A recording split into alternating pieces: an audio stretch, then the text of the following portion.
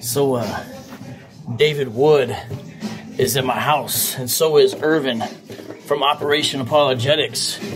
And David's been acting crazy, man. He's had like a bunch of energy drinks, like a lot. And check this out. He's talking to Irvin, and he's just going crazy. He's like throwing away all this trash. I'm gonna try to get him to talk about some stuff on camera without him knowing he's being recorded. What's up, y'all?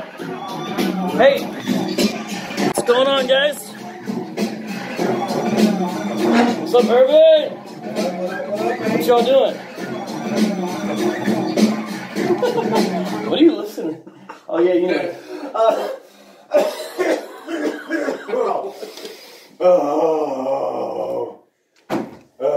Catching up on Christian rap for when I was locked up, and plate full of funk. That's oh my goodness. So Irvin, that's.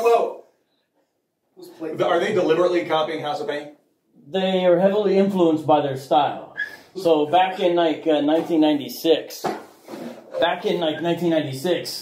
you know, well, House of Pain wasn't really big back then, but Christian hip hop was always a little bit behind, you know. But what? So their production sounded identical, except it was actually pretty good. The DJ. Yeah, the production, right? Yeah. But why copy House of Pain, right? Why? I think mainly because the group consisted of white guys. I think, but the lyrics weren't that good, but the production was pretty good. I mean, if you're copying House of Pain, you don't want great lyrics, right? I mean, Everlast. You know what I mean? You know some Everlast lyrics? You got some. I mean, you got the classic, but I mean, like, you know, they got like the one or two hits on the, but then the rest is all garbage, you know. You see, I'm Irish, but I'm not a leprechaun. You want to fight, then step up and we'll get it on. What the heck is that crap, right? You don't need more? This is the House of Pain. We're far from plain, but we're not fancy. Ron and Nancy. What is, I mean, it's like, I mean, you could freestyle better than that, right? So, anyway. So, I never heard any of those guys. Pick good role models, ladies. All right, well, hey, you know that skit, Irvin, that you appeared in? The Private Eye for Yahweh Shai? Yeah. I was looking up some comments on it. Hebrew Israelites? Yeah. The guy who's like he goes and digs up dirt on Black Hebrew Israelite. You know, you played a Black Hebrew Israelite in it. But yeah, David, I wanted you guys to see some of these comments. What? I mean, some are just normal, but vocab! You know. I said vocab! No one cares about your comments. I said I get a billion more times comments than you will ever get in your life. Now you sound like G-Man. All right, so listen to this one. Yeah. This isn't a big one, but I'm going to show you some of the others. This rubbish isn't even funny. Something Esau would do, but I'm not surprised because you're of another nation. At least when Mike Epps and Ricky Harris did a parody, it was somewhat funny. That's because we're the salt of the earth. Everything we do is better, even in wickedness. Wow. So that's kind of a funny one because the thing is, I didn't impersonate a Hebrew Israelite. Brother John McCrae did. Hold on.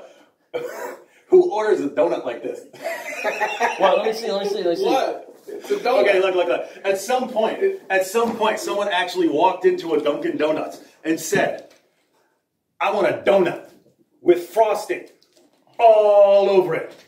And I want sprinkles, but not all over it. You got anything like that? And they're like, oh, we can whip that up for you right here.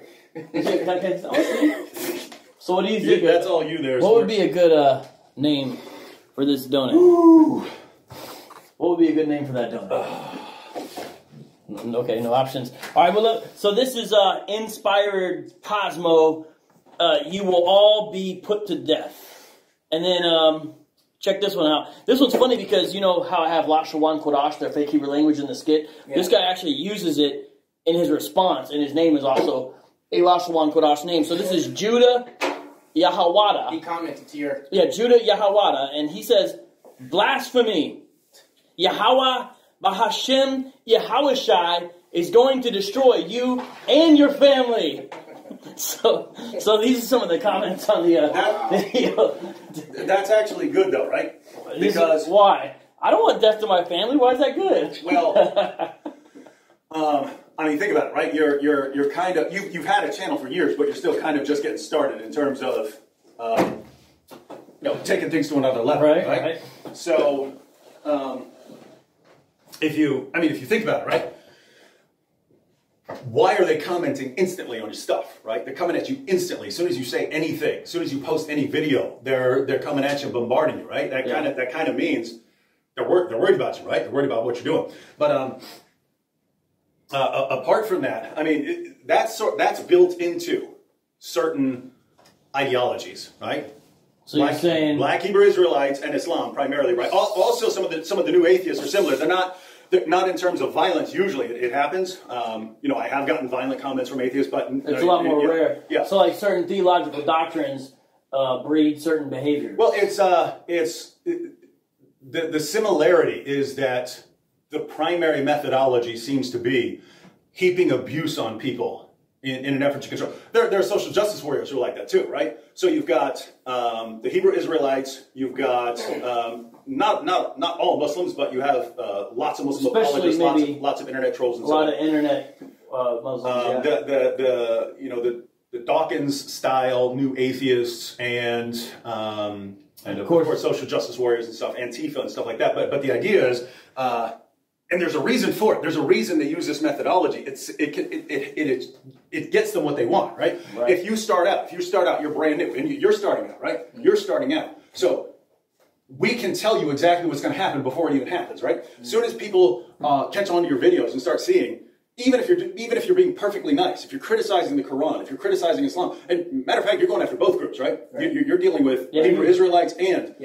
And you're associating with some very, very shady individuals.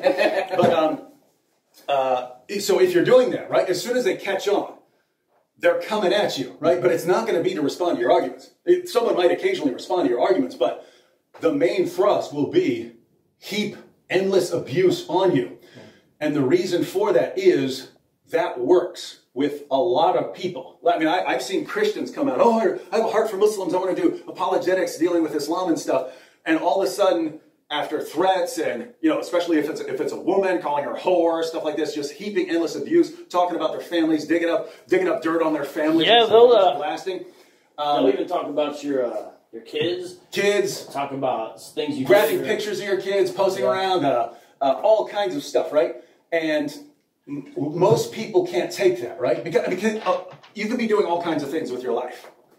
If you do this one thing and it's just endless abuse, you don't like feeling like that, right? You don't like your family being under constant threat. You don't feel good if people are calling you names and racists and bigots and so on. You don't like that stuff. And so lots of people will be like, man, I just feel like I need to take a shower and I'd rather be doing anything than this. Some of the Hebrew Israelites also need to take a shower. Did you drink all these, like, for real? I'm not done. I got almost no sleep last night, so it's taken. Can I have some of this? It's taken quite a bit. But keep in mind, there is so the plus side for them is that it does work. The downside for them is you end up with a kind of process of survival of the fittest, right? A kind of natural selection. Well, it's not natural selection. It's because there's activity involved here. It's deliberate, but it eliminates the people who can't take it, don't want to do it. Exactly, right? So it's good for people who say they're like just getting into these fields, like dealing with Hebrew Israelites, dealing with Muslims. So in your case, both, to be aware of that. And so that's the positive side, is that method does work to an extent. You can shut down a lot of people who are getting started out, right? Like, that will happen. I guarantee. And when it happens, we'll draw attention to when it happens, just so that we can say we told you. But there's a downside to that as well. And the downside is... You mean downside for these calls? Downside for them. The downside for them is, once you've gotten rid of easily intimidated, easily manipulated people, because it's a form of manipulation, right? I make you feel bad for doing this, you stop doing it, right? Manipulate via intimidation. Yeah. Or, I mean, just name calling and stuff like that, right? Yeah, insults. People don't like that. So the downside for them is, once you get rid of those people who are easily intimidated, easily manipulated, you're left with people who aren't easily intimidated and aren't easily manipulated.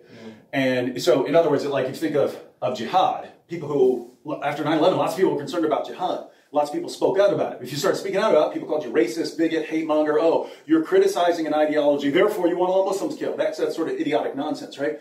You're a racist because you're criticizing jihad and terrorism as a methodology. Over a period of a decade, they sort of eliminated most people who are vocally complaining about it. But who's left at the end of the day? Robert Spencer, Pamela Geller, people like that. People who you can saw their heads off. They're not going to stop talking, right? So the downside for them is once you've gotten rid of all the easily manipulated people, you're left, even if it's a few people, those are people that you can't push around, and your methodology is useless against them. The only methodology you have, because you can't respond to the arguments, you lose if you respond to the arguments. The only methodology you have is completely powerless over them. And what do you then do? Well, you keep trying the same methodology and it just doesn't work. So you keep blasting away. But the idea is you take 10, 20, 30 people who are absolutely fearless and who will never back down, and you have no method of dealing with them, those people will win. Those people will win in the end. Do you think that's what's going to happen in apologetics to Black Hebrew Israelites because of the way they behave? Well, I mean, that's all they do. Yeah. I mean, that was the point of private eye for Yahushua, is instead of dealing with argumentation, they try to dig up dirt on people or something like that. Swag. Did John leave his hat? Is that John's? Is that yours? John, that's John McCrae's. I think he left it. Hold up. What else? Did he leave something else? Oh, no. I got some, hold on, hang on, I got some change. Well, what No. As far as the Black Hebrew Israelites, their main advantage so far is people have no clue who they are, right? Yeah. Even people are intimidated by them, though. But even if you see them, you think, who are these guys? You don't know that this is some, international people group. People sometimes think they're Muslims, actually. Yeah. So you have no clue who they are, so not a lot of people are focusing on them, right? And so, since not a lot of people are focusing on them, not a lot of people are criticizing them. And so if you're one of the only people who are criticizing them, that actually allows them to focus a lot of attention on you, right? To focus a lot of attention on you, him, anyone, because it's a small group of people who are going after them. Yeah. So their biggest problem is going to be more people finding out who they are and responding to their ideas and tactics and so on. And they won't, because of the numbers issue, they won't be able to survive as well as Islam, even though they're using the same methods. So vanilla slice. So what's? Oh no. Swag. Well, so I could, if I got like a big jacket or something like this, I could probably. Hold on. And I do some I do a lame Everlast impersonation. I can do some lyrics. Check. Let's hear it. This isn't a gangster show. What? It's not a Okay, hold on. I got another one. Just wait a minute. You don't have anything that's gonna fit me, VOCAB. That looks good, man. Let's hear some lyrics. I'm sick, demanded. I came to represent. I rose from the grave. I had a close shave. I don't know if you know that. That's Everlast, right? I have no idea. Pretty lame. Everlast House of Pain. But hey, David. It's too hot. So, hey, there you go. Like, what? I mean, so what kind of advice or wisdom? I should start dressing more like thugged out and stuff. Like, when I talk to people who are doing apologetics against Black Hebrew Israelites, what kind of advice should I give them? based upon that, like, how should they respond in a way that's Christ-like and effective and wise? You know what I'm saying? Like, well, how do you do have to keep in mind the tactics, right? In other words, your average Christian will say, but just love them and be nice to them. That's not, you're not changing any minds with these kinds of groups like that, right? And keep in mind, right? Think about Jesus, right? When he saw groups that are like this, that are trying to oppress people and stuff like this. I mean, he was coming at them. You're saying that Jesus was more aggressive towards bullies or those who... I mean, he chopped them down, right? I mean, that's what he did. Because they were taking advantage of vulnerable people. Yeah, I mean, he keep in mind, I mean, every time he's around a group like this that's lording it over other people, he stepped right in there and was all over them and made them look like fools there. So there is something to be said for making these guys look like fools. And I mean, really, I mean, if you think about it, look at the situation here, because the situation is awesome. If you have thick skin and you know how they're coming at you and you can take it, if you can take that, think about the situation that their methodology leaves them with, right? I criticize the Quran. I go after the Quran. I say the Quran is false. Here are my reasons for saying that the Quran is false. And they come back, David Wood is a psychopath. Yeah, I know. Right? Now think about that, right? Personal attack towards me. Look at your dress. So notice, personal attack, and I go after their prophet. I go after their book. And then they attack me more because they're more upset because I just went after their prophet and their book. So I go after their book again, and they go after me. And I go after their prophet, and they go after me. And I go after their book, and they go after me, right? And meanwhile, they've got thousands of videos. David Wood is a blah, blah, blah, blah, blah. I'm going after their prophet the entire time. The point is, if I'm successful, what happens? Their entire ideology is demolished. If they're successful, what happens? Oh, we took out David Wood, and people think he's a psychopath. I'm inconsequential here. So for a Black Hebrew Israelite, a person who's apologist who's dealing with Black Hebrew Israelite, especially online, I told you I'd have something to fit. The advice they need to get is not get caught up in a tit for tat. Don't trade insult for insult. Oh, never. Don't be petty. Don't even respond to a lot of the things that they make up, but instead focus on the doctrine, because that's what will hurt them. Not responding to some latest attack. Oh, and I would say this. I would say it like this. I would say you need to train yourself. It shouldn't just be, a good principle that so if someone attacks me, someone attacks me, well, I'm just going to go after his ideology. You should train it. Now, I do this by nature, right? I don't even have to think about it, right?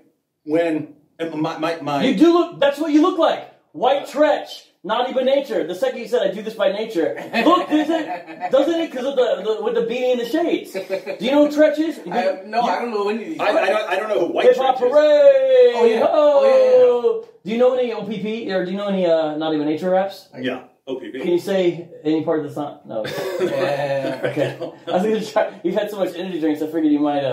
Okay, go ahead. So you do it by nature. Yeah. So And my son Blaze is like this, right? I mean, this was I didn't realize that this is like genetic, right? Like, I'll give you a quick example. One day, I'm you ever had a day where like everything that could possibly go wrong during a day went wrong? Murphy's Law. From the time you wake up, everything and by the end of the day, you're like, what can possibly go wrong that hasn't happened? Like, is a meteor going to fall on me? Right? I was having a day like that, and my wife made a bunch of food, and I got the plate, right? And I got the plate, and I actually thought to myself, everything has gone wrong today, but at least I have a nice plate of food here. And I turned around, caught the edge, and boom, all my food went all over, right?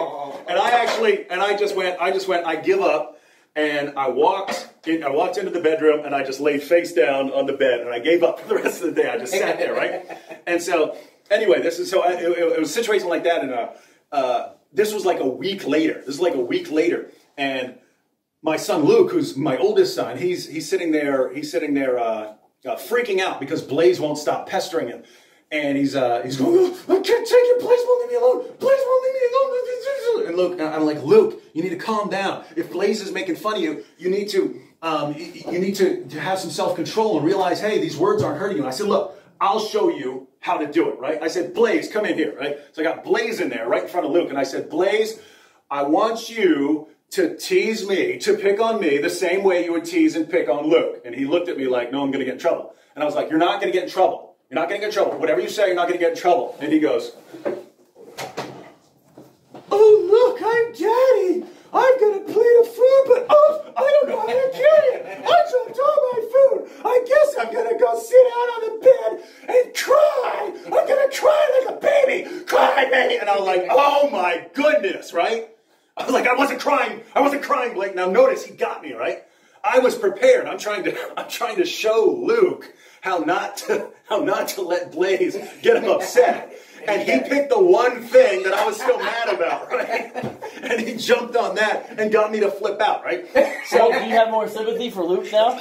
Yeah. Oh, after that total, because I never see what Blaze is doing to him, right? And I'm like, now I understand. And I could not take that if Blaze was doing this to me every single day. So anyway, the idea is Blaze just by nature, he sort of picks out what is the best way to come at someone, to where you can just call, hey, what is the best way to mess with that person? And he will like the one thing that hurts that person. But you're not saying the actual person. You're saying what would affect this. Yes. Which is their doctrine. When someone's getting nasty, right, and they're heaping abuse on you, right, and they're insulting your family, and they're threatening you, And people think, well, I need to threaten their family, or I need to say something mean back to them, because that's the way to get it. No, that's what they're trying to get you to do, right? You're over here going after their profit. You're over here going after an ideology. They're coming at you because they want you to be distracted from what you're doing, right? Or to give up. But at the very least, to start focusing on them.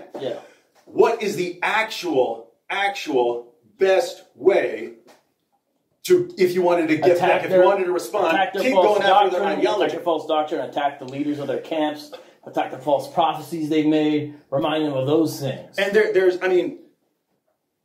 there's a reason for this. There's a reason for this. It's not just, hey, I'm trying to get back at you by going after your ideology. The reason they're stuck with this method is because of their ideology. Just truth's not on their side. Yeah, the reason they have to use this methodology is because of their ideology. So if you're mad about their behavior, then go after their ideology, and hopefully you do some good, and other people won't be caught in the same huge mess. So again, I do that by nature. In other words, if you come at me and you're like, I'm going to kill your family, well, I'm going to go after your prophet, right? Probably like 80% of the videos I made about Islam where, someone's saying some nasty stuff, and I'm like, oh, all of a sudden, as soon as you said that, I got an awesome idea. Right. I got an awesome idea for a video, right? So, and then I go out and make an awesome video about so you use the threats as fuel for your apologetics. Yeah, because, I mean, if you're a normal human being, you're going to get upset over something like that, right? You're going to feel that. Someone's insulting your wife or something like that. That gives you energy, right? That gives you energy. That if that upsets you, just channel that. Don't channel it back at them. Say, okay, this person is being exceptionally nasty. So what am I going to do? I'm going to go after your prophet even more.